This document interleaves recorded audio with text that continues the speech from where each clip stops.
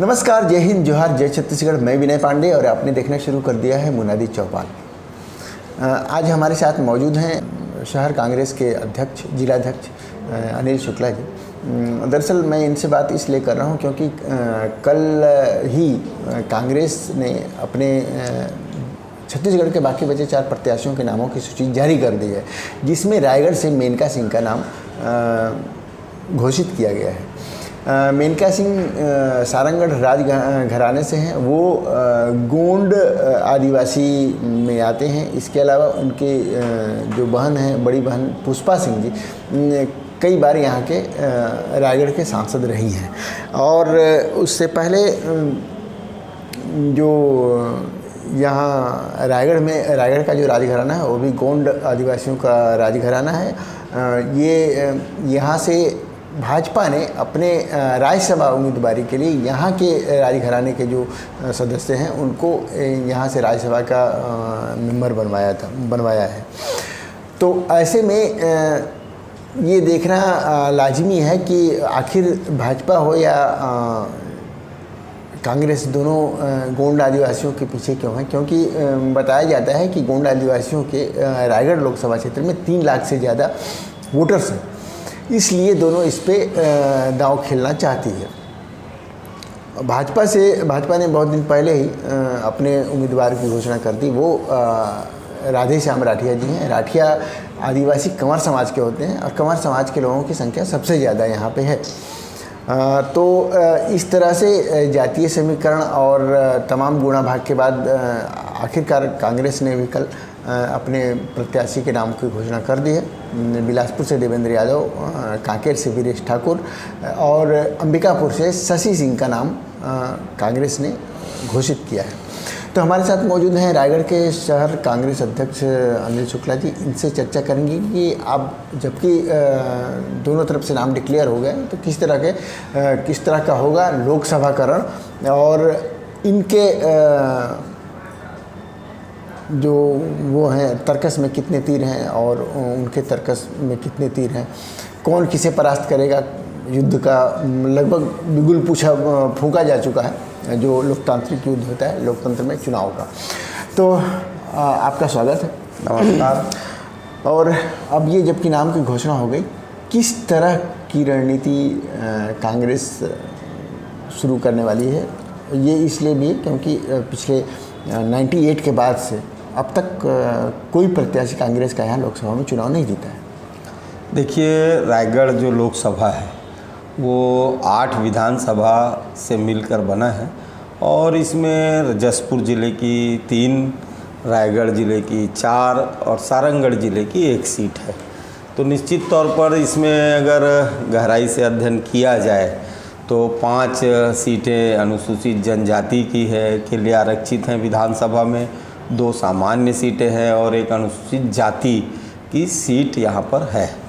और जो हमने प्रत्याशी का चयन किया है कांग्रेस पार्टी ने, और बड़ा सोच समझ के किया है। इसमें 2 जो प्रमुख बिंदु हैं, एक तो जो हमारे प्रत्याशी हैं वो राजगोंड परिवार से आते हैं और राजगोंडों की गोंड समाज की यहाँ संख्या लगभग 3 लाख से अधिक है। दूसरी जो महत्वपूर्ण बात है कि जो अनुसूचित जाति वाला जो सारंगढ़ से हमने हमारे प्रत्याशी का चयन किया है, जहाँ कांग्रेस बहुत ही ज़्यादा मजबूत स्थिति में और लगभग 32,000 वोट से हम विधानसभा चुनाव जीतेंगे। इसके अलावा आप एक चीज़ और जो ध्यान देने वाली बात है कि जो 5 सीटें जो आरक्षित हैं, जिसमें 2 कांग्रेस के पास है और 3 बीजेपी के पास है। जो पत्थलगांव सीट है वो नॉमिनल अंतर से कांग्रेस पार्टी हारी है।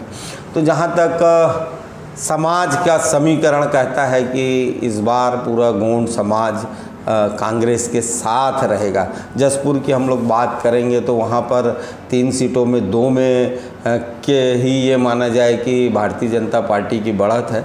लेकिन चूँकि इस बार जशपुर ज़िले की उपेक्षा हुई है, इससे पहले लगातार 5 बार जो भारतीय जनता पार्टी के यहाँ सांसद रहे हैं वो जशपुर ज़िले से ही रहे हैं।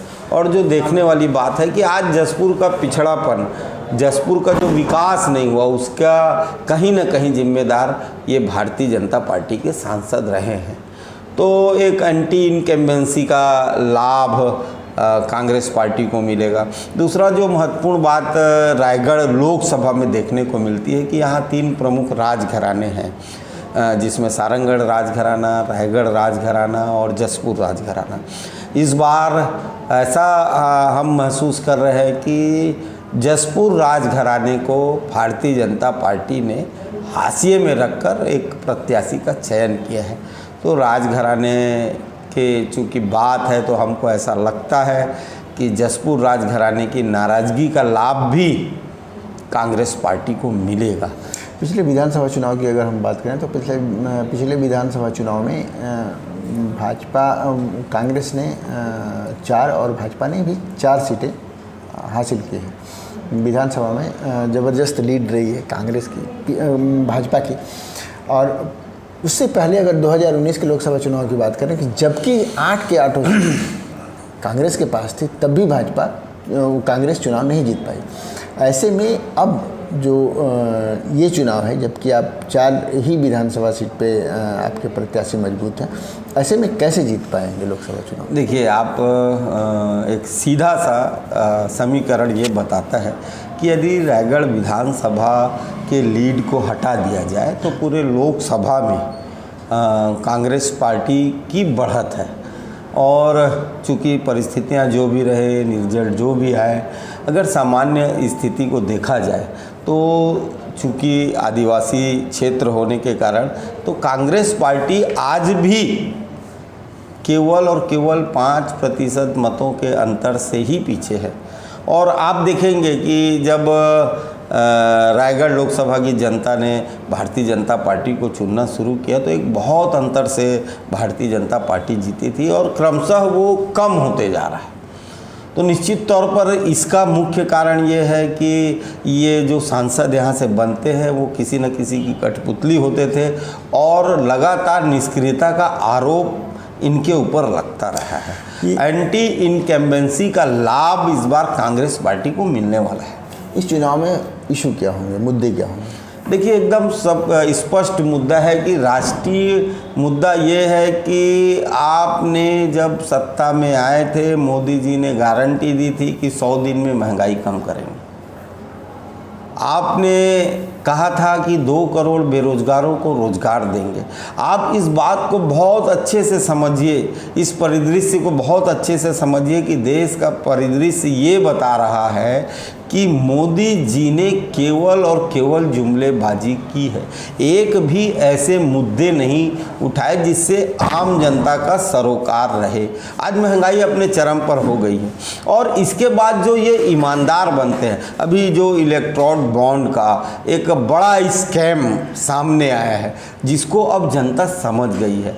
आप टीवी पर बैठकर सीधे सीधे भारतीय जनता पार्टी के नेता झूठ बोल देते हैं और मुझे बड़ा आश्चर्य होता है कि वो एंकर जो उनका इंटरव्यू ले रहा है वो उनका या तो प्रचार करने का पक्ष ले रहा है या मुद्दों में बात करना चाहता है। मैं अभी एक इंटरव्यू देख रहा था जिसमें लगभग 20,000 करोड़ रुपए चंदा दिए गए, जबकि ऐसी कोई बात नहीं हुई है। अभी माननीय सुप्रीम कोर्ट के आदेश पर SBI ने इसको जारी किया है जो लिस्ट, वो लगभग 12,000 कुछ 100 करोड़ है, जिसमें 6,000 करोड़ रुपए भारतीय जनता पार्टी के खाते में गिरा। और इसमें जो महत्वपूर्ण 3 बिंदु हैं कि आप ऐसे लोगों से भी चंदा लिए जिनका टोटल नेटवर्क या प्रॉफिट उतना नहीं है, उसके बाद वो 500 करोड़ रुपए चंदा दिए हैं।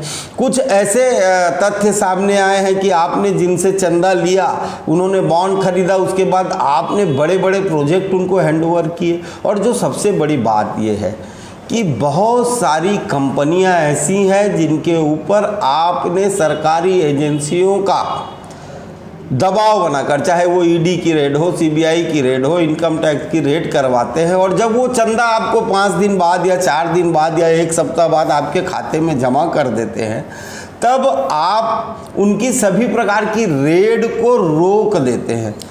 स्थानीय स्तर पे क्या मुद्दे होंगे? तो नेशनल लेवल पे जो मुद्दे हैं वो तो हैं ही, रहेंगे ही, लेकिन स्थानीय स्तर पे क्या? देखिए, स्थानीय स्तर पर एक सबसे प्रमुख मुद्दा है ये है कि जो भी भारतीय जनता पार्टी का सांसद बनता है उसको वो निष्क्रिय रहता है। आज जिस तरह से 2014 से भारतीय जनता पार्टी की सरकार केंद्र में रही और जो हमारे पूर्व में सांसद रहे, जो अभी वर्तमान में मुख्यमंत्री हैं, वो केंद्रीय मंत्री भी रहे, क्या आप इस बात से सहमत हैं कि रायगढ़ लोकसभा का एक केंद्रीय मंत्री होने के बाद जो विकास होना चाहिए, क्या हुआ? क्या आज जसपुर अपने पिछड़ेपन पर रो रहा है? आज आप रायगढ़ से जसपुर की रोड को देखेंगे तो बद से बदतर हालत हो गई है।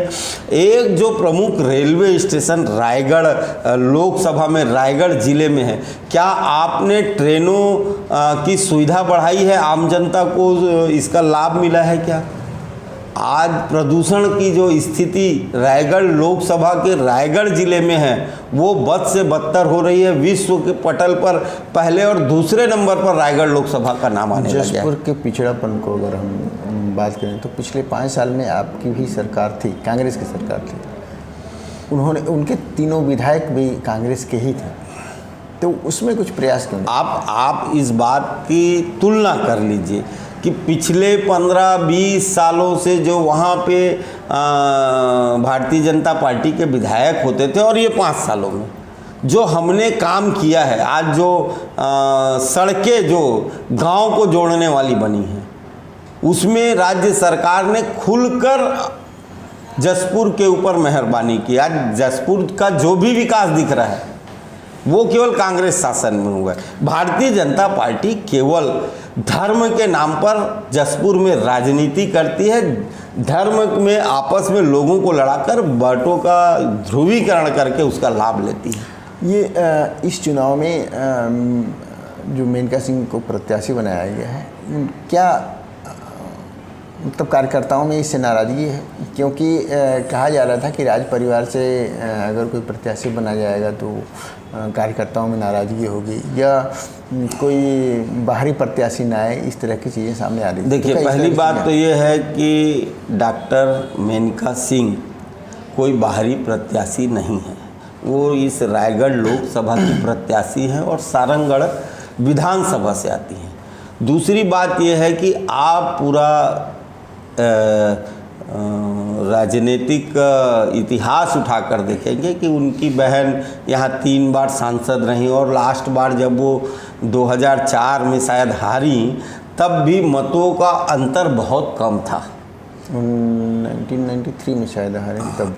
हाँ, तो जो भी लास्ट में जो वो हारी, उनका वोटों का अंतर बहुत कम था। इससे बाद भी कई हमारे स्थानीय नेताओं को अवसर मिला और हम उसमें जीत नहीं पाए। तो निश्चित तौर पर कहीं ना कहीं जीत के लिए जो राजनीति है उसमें कहीं ना कहीं हमको इस बात को स्वीकार भी करना पड़ेगा कि चूंकि वो पेशे से डॉक्टर है, लोगों की सेवा में लगी रहती है, लगातार पूरे लोकसभा में उनका जनसंपर्क जारी रहा है। आज भी कार्यकर्ता में ऐसी कोई बात नहीं है।